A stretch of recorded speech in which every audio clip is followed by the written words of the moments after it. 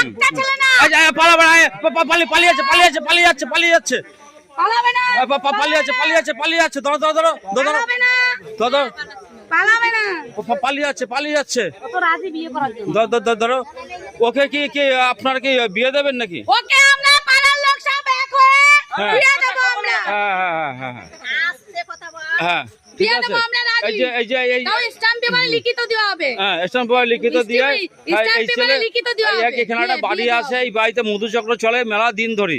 আজকে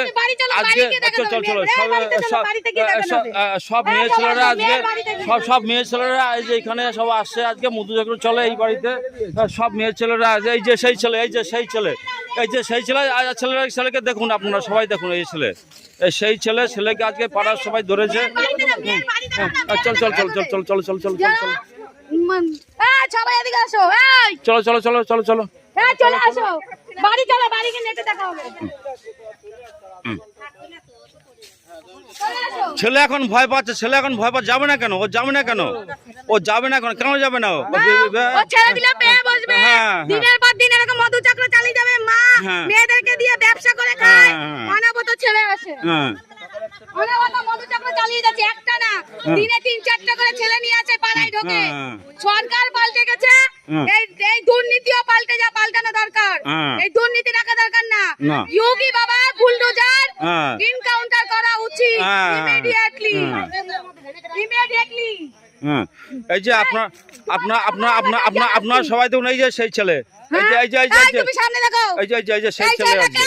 মদ খাইয়ে ওই মেয়ের মা হ্যাঁ। আরো মেয়ের প্রেমিকা আছে, তাদেরকে নিয়ে এসে হ্যাঁ। এইভাবে ওনাকে মেরেছে। দেখেন ছেলেটার কি গতি।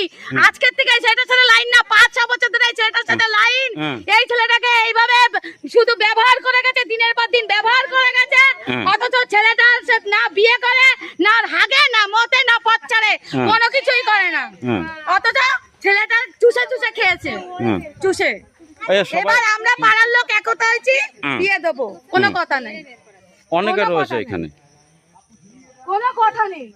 এই আমরা এই বন্ধ করতে চাই, এই মধুচক্র বন্ধ করতে চাই। মধুচক্র চলবে না এখানে।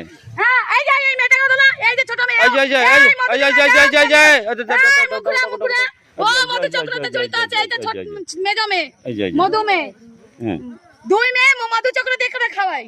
নেটা ভাইরাল হয়ে যাক, সোশ্যাল মিডিয়ায় দেখুক যে মেয়েরা কি করতে পারে। মেয়েরাই হচ্ছে বড় কালপিট, ওরা দুশ্চরিত। মেয়েরাই ছেলেদের জীবন নষ্ট করে, মেয়েরাই ছেলেদের জীবন নষ্ট করে। অনেকে রয়েছে এখানে, ঠিক আছে, অনেক সাধারণ ছেলেরা আগে আসে না, এখন মেয়েরাই আগে যায় ছেলেদের সবাই পিছনে। প্রতিবেশীরা সবাই ক্ষিপ্ত হয়ে গেছে।